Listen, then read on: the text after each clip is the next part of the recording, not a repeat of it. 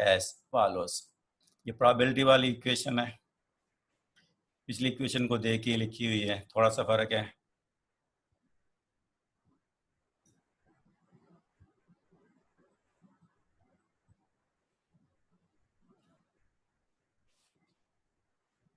ये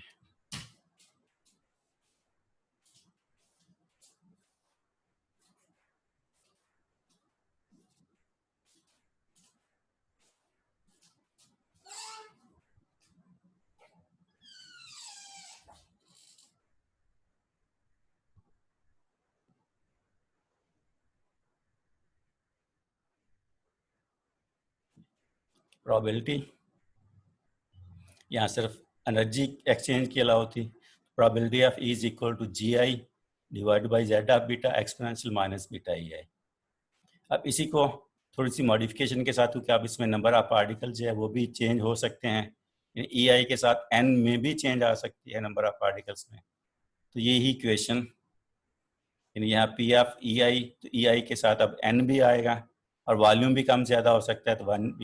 N, V और EI अब यहाँ 3 हो सकते हैं। नंबर भी चेंज हो सकता है, वॉल्यूम भी चेंज हो सकता है और EI भी चेंज हो सकती है। GI उसी तरह से रहेगा, Z of beta partition function आएगा, और यहाँ भी एक्सपोनेंशियल में एनर्जी वाली टर्म के साथ साथ नंबर ऑफ पार्टिकल वाली टर्म भी एक्सपोनेंशियल का हिस्सा बनेंगी। तो फिर इन सारी चीज़ों को कंसिडर करेंगे तो हमारे पास जो रिलेशन आएगा वो है कि प्रोबेबिलिटी ऑफ N नंबर और EI is equal to exponential minus beta EI। ये वो पुरानी टर्म है, इसके साथ ये वाली टर्म जो नंबर के लिए minus gamma N, alpha beta, beta के बाद अब गैमा ले लिया हमने, तीसरा number scalar quantity minus gamma N, और N जो है वो नंबर ऑफ मॉलिक्यूल्स के लिए है। और अब ये जो पार्टीशन फंक्शन Z है ये वॉल्यूम को भी कवर कर रहा है, बीटा को भी और साथ गैमा को भी, 3 चीज़ों के लिए है, नंबर, एनर्जी और वॉल्यूम। अब इस Z के अंदर 3 चीज़ें हैं, beta and gamma are Lagrange undetermined multipliers corresponding to the 2 constants on the value of the total energy E0 and the total number of particle in the super gas N0। यानी alpha जो हमने लिया था वो number of particles के लिए था, यानी summation I N I is equal to N, वो जो कंडीशन थी उसको हमने अल्फा से मल्टीप्लाई किया था। और फिर जो एनर्जी वाली कंडीशन थी summation I N I E I is equal to E, इस वाली को अगर आपको याद है हमने बीटा से मल्टीप्लाई किया था। इन द सेम वे अब फिर total number N must be equal to N0, इसको गैमा से मल्टीप्लाई करें तो हमारे पास फिर सिंप्लीफाई करने के बाद वो पूरा मेथड जो है, इसमें पहले हम लॉग लेते हैं, लॉग के बाद फिर उसके अंदर वो कंडीशन ही अप्लाई करते हैं, फिर उसको डेरिवेटिव लेते हैं, डेरिवेटिव की इक्वल टू 0 लेते हैं, उसे सॉल्व करके फिर नंबर की वैल्यू निकालते हैं, वहाँ से फिर प्रोबेबिलिटी की वो सारा मेथड जो हमने मोस्ट प्रोबेबल डिस्ट्रीब्यूशन में किया था वो होल मेथड को अप्लाई करने के बाद हमारे पास फाइनली प्रोबेबिलिटी का इक्वेशन जो है वो ये निकलेगी। मेथड तीनों केसेस में एक ही है, क्योंकि हम फाइनली जब हम सुपर सिस्टम के हवाले से बात करते हैं उसको आइसोलेट कर देते हैं, तो फिर माइक्रो कैनोनिक वाली कंडीशन, कैनोनिकल एंजाइमर वाली कंडीशन और ग्रैंड कैनोनिकल एंजाइमर वाली कंडीशन सारी एक जैसी हो जाती हैं, इसलिए सब के ऊपर हम एक ही मेथड अप्लाई करते हैं। तो probability of N EI is equal to exponential minus beta EI minus gamma N divided by Z of V beta gamma। This Z of V beta gamma appearing in the denominator is the normalization factor and it is known as the grand partition function, and it defined as summation N summation I exponential minus beta EI function of NV minus gamma N। यानी यहाँ तक ये summation N, और इसको अगर ये minus वाली ये टर्म हटा दें तो ये वही है, वही इक्वेशन थी जो माइक्रो कैनोनिकल एंसेंबल के लिए पार्टीशन फंक्शन के लिए थी, फिर कैनोनिकल पार्टीशन फंक्शन के लिए, और अब ग्रैंड पार्टीशन फंक्शन के लिए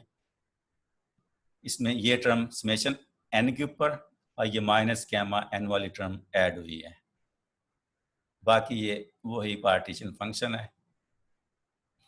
इस पार्टीशन फंक्शन का अगर हम नेचुरल लॉग लें, लॉगरिथम लें और फिर उसका डेरिवेटिव निकाल लें,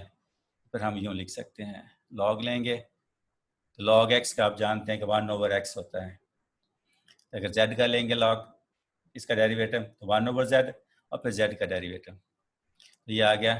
1/z log, इसको जब log लेंगे तो log से 1/z और फिर z का डेरिवेटिव v बीटा गैमा। इसी तरह से आप इस तरह में भी हमारे पास इसका, क्योंकि ये हमारे पास 3 है v बीटा और गैमा, तो इस साइड वाली टर्म का बारी बारी वॉल्यूम के लिहाज से, बीटा के लिहाज से और गैमा के लिहाज से डेरिवेटिव निकलेगा। तो जो पहली टर्म है, क्योंकि यहाँ भी हम लॉग लेना है उसकी वजह से ये फिर ये -1/z, ये 1/z और इसका पहले बीटा के लिहाज से डेरिवेटिव लिया हुआ है। एक्सपोनेंशियल वाली टर्म का एक्सपोनेंशियल ही आता है, ये वैसी की वैसी एक्सपोनेंशियल टर्म आ गई। अब इसको छोड़ के ये जो टर्म बच रही हैं इनका बीटा के लिहाज से डेरिवेटिव, इसमें बीटा नहीं है, ये गैमा है, इस टर्म का डेरिवेटिव 0 होगा और ये फिर -ei डेरिवेटिव से निकालेंगे बीटा का, बीटा के लिहाज से डेरिवेटिव 1 होगा। तो माइनस का साइन ये, और ये ei जो डेरिवेटिव से बाहर निकाला है वो हमारे पास ये ei फंक्शन ऑफ nv, ये मल्टीप्लाई नहीं है, ये फंक्शन शो कर रहा है कि ei is the function of n and v। उसके बाद अब इसी का फिर गैमा के लिहाज से डेरिवेटिव लिया है,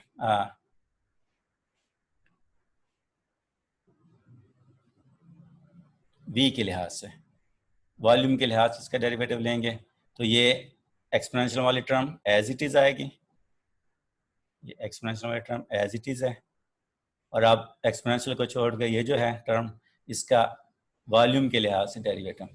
इस टर्म से डेरिवेटिव अगेन 0 होगा, इसका डेरिवेटिव बीटा को डेरिवेटिव से बाहर निकाल दिया तो partial ei by partial v, तो ei का v के लिहाज से डेरिवेटिव और इसे मल्टीप्लाइड बाई डेल्टा v, कि डेल्टा v है -1/z समेशन। अब इसका n के लिहाज से डेरिवेटिव,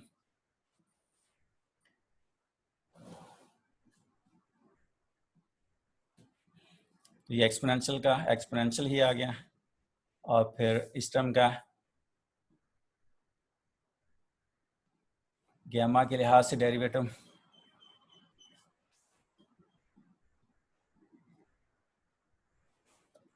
ज़ीरो होगा और इस टर्म का गैमा के लिहाज से डेरिवेटिव -n होगा, वो ये -n डेरिवेटिव से बाहर आ जाएगा, गैमा का गैमा के लिहाज से डेरिवेटिव 1 होगा। ये है डेल्टा v, ये है डेल्टा गैमा, ये गलत लिखे हुए हैं यहाँ पे, डेल्टा गैमा डेल्टा v। तो ये बारी बारी, यानी इस इक्वेशन का बारी बारी पहले बीटा के लिहाज से डेरिवेटिव लिया जिससे ये हमारे पास रिजल्ट आया, फिर वॉल्यूम के लिहाज से लिया जिससे ये रिजल्ट आया, ये डेल्टा v है, और फिर गैमा के लिहाज से इसका डेरिवेटिव लिया तो उससे हमारे पास ये टर्म आई और ये डेल्टा गैमा है, डेल्टा v नहीं है।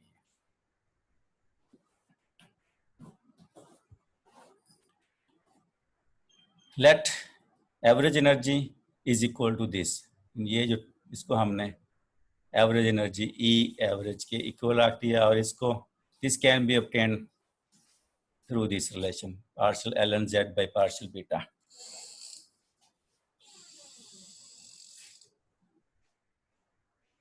ये p नहीं, ei probability of ei is equal to ei probability of ei is equal to average energy। इसको हम इस फॉर्म में भी लिख सकते हैं और p यानी ये वाली जो टर्म है पीछे इक्वेशन के अंदर जो थी उसको हमने p के इक्वल रख दिया और माइनस p जो है वो इसके इक्वल होगा, यानी इस इक्वेशन का v के लिहाज से डेरिवेटिव। इस तरह से n एवरेज तो हमने ये टर्म जो है इसको n एवरेज की इक्वल ले लिया और n एवरेज को आप इस फॉर्म में भी के z का log z का डेरिवेटिव गैमा के लिहाज से पार्शियल गैमा, ये नीचे गैमा है पार्शियल गैमा। तब ये वैल्यूज हम पुट करें इस इक्वेशन में, इसमें ये बीटा को छोड़ के बाकी ये जो 1/z ये वाली ये यहाँ तक जो टर्म थी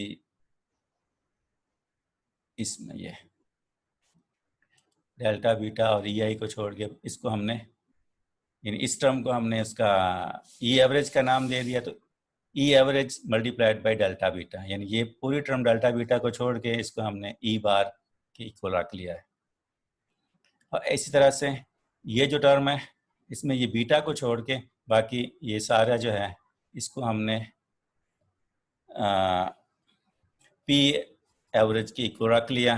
तो P average multiplied by beta multiplied by ये डेल्टा वी, और फिर ये जो थी डेल्टा गैमा को छोड़ के बाकी जो है इसको हमने एन बार की इक्वल रख लिया, तो एन ये बन जाएगा minus N bar into delta gamma. ये minus E bar delta beta plus P beta delta V plus minus N bar delta gamma. E bar को हम ये एवरेज एनर्जी को शो कर रहा है, इसको हम ई की इक्वल या इंटरनल एनर्जी की इक्वल ले लेंगे। एन बार इसको हम एन की इक्वल रख देंगे, और हम ले रहे हैं कि z जो है is equal to exponential minus beta omega. ये हम एज्यूम कर रहे हैं कि z is equal to exponential minus beta omega. Then the logarithmic differential of both sides, इसका लॉग लेके डेरिवेटिव ले लें, तो ये हमारे पास जो आ जाएगा minus delta beta omega is equal to minus E delta beta plus P beta delta V minus N delta gamma. यानी वो ई बार ये यहाँ से बार हटा दिया, यहाँ से भी बार हटा दिया। इसका जब हम डेरिवेटिव लॉग से लेंगे तो वो ये 1/z डेल्टा z आएगा। फिर इसलिए इस टर्म की जगह हमने ये delta minus delta beta omega लिख दिया, क्योंकि लॉग लेंगे ये एक्सपोनेंशियल खत्म हो जाएगा। तो delta log z is equal to delta minus beta omega, और डेल्टा लॉग z जो है वो इसके इक्वल है 1/z डेल्टा z अब वी बीटा गैमा। तो फिर इस टर्म की जगह हमारे पास ये टर्म आ गई, और ये वाली ई बार में से ई बार को हटा दिया, यहाँ से भी बार को हटाया, तो ये वाली हमारे पास ये रिलेशन आ गया। अब इसको थोड़ा सा सिंप्लीफाई करना है।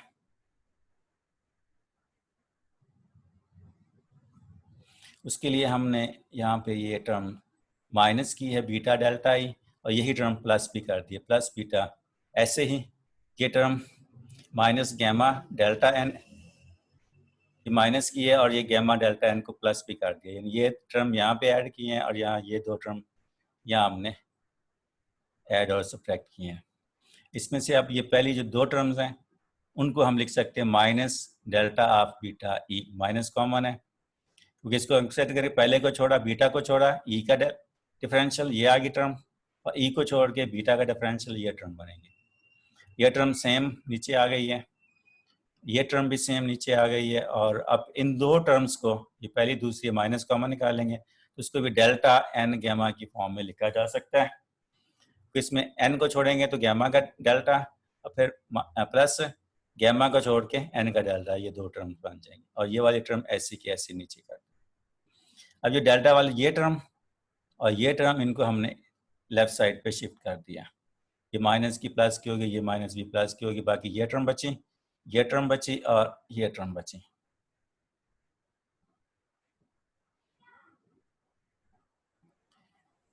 अब लेफ्ट साइड वाली जो टर्म है उनमें से डेल्टा को कॉमन निकालेंगे तो beta E plus N gamma minus beta omega, और इधर से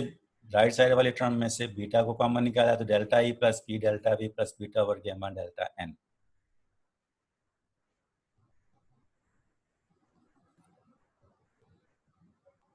इनमें से अगर हम बीटा को कॉमन निकाल लें इन टर्म्स में से, कि डेल्टा जो है यहाँ ओवरऑल है, इस पूरे सिर्फ बीटा के ऊपर डेल्टा नहीं है, ओवरऑल यहाँ तक ये सारे के ऊपर डेल्टा है। तो यहाँ पे एक ब्रैकेट बड़ी ब्रैकेट डाल दें, यहाँ ई बचा, यहाँ से डिवाइड कर दिया क्योंकि बीटा से मल्टीप्लाई डिवाइड करेंगे, मल्टीप्लाई वाला कॉमन चला जाएगा तो 1 ओवर बीटा बची, ऐसे ही बीटा यहाँ से कॉमन निकाल लिया तो ये हमारे पास ये आ गया। यहाँ ये 1 नहीं है, ये एक्चुअली ये गैमा है, 1 नहीं है ये गैमा है, तो एन गैमा ओवर बीटा। ये गैमा ओवर बीटा जो है उसको हम माइनस म्यू, एक और टर्म है उसके इक्वल ले रहे हैं जिसको हम केमिकल पोटेंशियल का नाम देंगे, माइनस म्यू के इक्वल रख रहे हैं। ऐसे यहाँ से जो बीटा हमने कॉमन निकाला था, ये बीटा ओवर गैमा ये टर्म भी इसको भी हम माइनस म्यू से रिप्लेस करेंगे। हमारे पास यहाँ पर ये आ जाएगा delta beta E minus N mu minus omega and this is equal to B delta E plus P delta B minus mu delta N. और फर्स्ट लॉ ऑफ थर्मोडायनेमिक्स और सेकंड लॉ ऑफ थर्मोडायनेमिक्स दोनों को अगर हम combine करें, वहाँ से हम ये बात लिख सकते हैं कि D Q is equal to T D S या delta Q is equal to T delta S. First law of thermodynamics और सेकंड लॉ ऑफ थर्मोडायनेमिक्स को कंबाइन करें तो हम ये चीज़ लिख सकते हैं कि D Q is equal to T D S या delta Q is equal to T delta S. और क्योंकि ये केमिकल पोटेंशियल है तो ये टी डी एस हमारे पास था कि delta E plus P delta we, इसमें ये वाली टर्म जो है वो ऐड होती है। ओपन सिस्टम के लिए माइनस म्यू डेल्टा एन। ये जो हमने इक्वेशन ली है ये ओपन सिस्टम शुरू में फर्स्ट चैप्टर के अंदर हमने शो किया था कि T delta S is equal to delta E plus P delta V minus mu delta N. इसको के बी से दोनों साइड पे मल्टीप्लाई कर दिया है और बीटा चूँकि 1 ओवर के बी टी की इक्वल होता है, ये नोन है, बीटा इसी की इक्वल होता है। तो इसको थोड़ा सा हमने सिंप्लीफाई कर दिया है, ये delta S over K B और 1 ओवर के बी टी, ये वाला के बी इधर डिवीजन में आ गया और के बी टी इस साइड पे हमने ले आए हैं। इसकी जगह हमने बीटा रख दिया और ये delta S over K B हमारे पास फिर beta delta E plus P delta V minus mu delta N के इक्वल आया। ये वाली जो टर्म है, ये वाली टर्म, ये हमारे पास delta S over K B की इक्वल है। तो ये वैल्यू यहाँ पुट कर दें, हमारे पास फिर ये relation delta of beta E minus mu N minus omega is equal to delta S over K B. यानी उस इक्वेशन में यहाँ पे हमने delta S over K B put कर दिया। और अब ये डेल्टा जो है एस, क्योंकि के बी कांस्टेंट है, डेल्टा डेरिवेटिव को या चेंज को शो करता है, तो चेंज एस में है, के बी कांस्टेंट, इसके ऊपर डेल्टा का इसके ऊपर कोई इफेक्ट नहीं है। इस पूरे को हम डेल्टा ब्रैकेट में एस ओवर के बी अगर लिख दें तो कोई फर्क नहीं पड़ेगा। फिर इस डेल्टा को इस डेल्टा के साथ हम कैंसिल कर सकते हैं, तो फिर डेल्टा कैंसिल होगा तो beta E minus mu N minus E minus mu N minus ये, और ये बीटा जो है इसको इधर ले आए तो 1 over beta S over K B, वो डेल्टा यहाँ से भी ख़त्म कर दिया हमने, यहाँ से भी ख़त्म कर दिया। तो ये साइड हमारे पास बन गई इस बीटा की वजह से 1 over beta S over K B and this is equal to E minus mu N minus omega.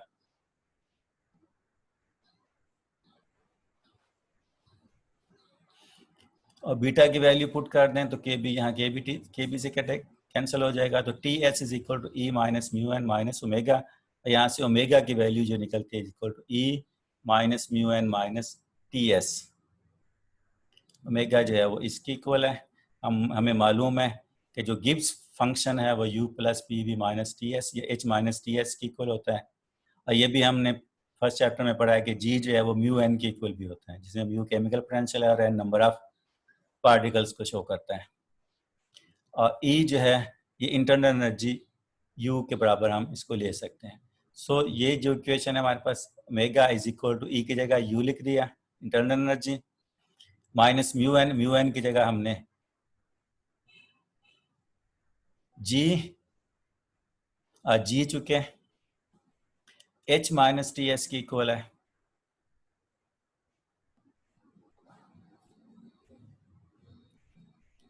Mu N minus T S, यानी इसकी जगह हमारे पास ये U minus T S minus G, ये चीज़ आ गई। क्योंकि म्यू एन को अब यहाँ रख लें तो mu N is equal to H minus T S है, H की जगह हमारे पास mu N plus T S पता है, इन एच की वैल्यू यहाँ से अगर हम निकालें तो H is equal to G plus T S, और जी हमारे पास म्यू एन की इक्वल है, then we can write H is equal to mu N plus T S. अब mu N plus T S की वैल्यू अगर आप यहाँ पुट करें एच यहाँ पर, हमारे पास ये relation u is equal to T minus T S minus G बन जाएगा, and this is equal to u minus T S minus U minus P Y plus T S. Values put करने से हमारे पास ये सारे कैंसिल हो जाएंगे, u से कैंसिल, टी एस से, तो minus P V which is known as grand potential. ये जनरल पोटेंशियल नहीं है, this is grand potential for an open system. Mu जो है वो केमिकल पोटेंशियल है, और जो ओमेगा जो है ये ग्रैंड पोटेंशियल है फॉर द ओपन सिस्टम।